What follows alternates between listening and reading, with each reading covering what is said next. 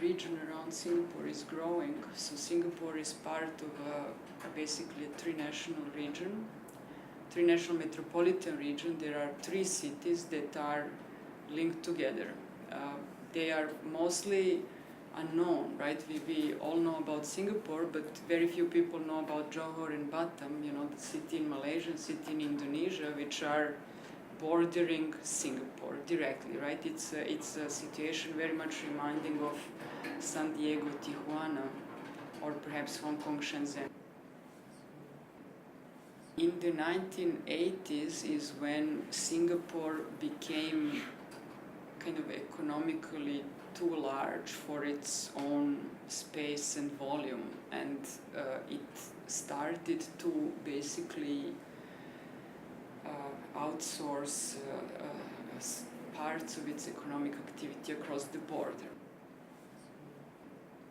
These, in a way, became triggers, you know, to really accelerate the growth of those cities, right? And what you have now is the situation where this, as you say, periphery is growing at a faster rate than Singapore.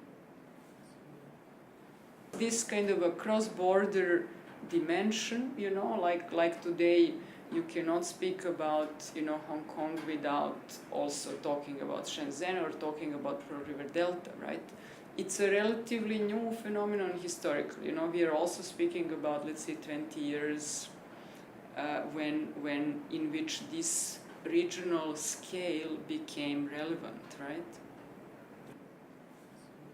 So from a city-state, we are looking to kind of emergence of quite an interesting and diverse metropolis that stretches across three different countries.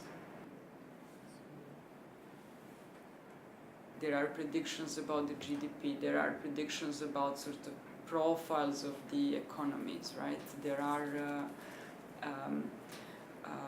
I think that what is perhaps the hardest part is really the governance and the kind of a willingness to, you know, to work together. I think that is really the hardest thing to talk about.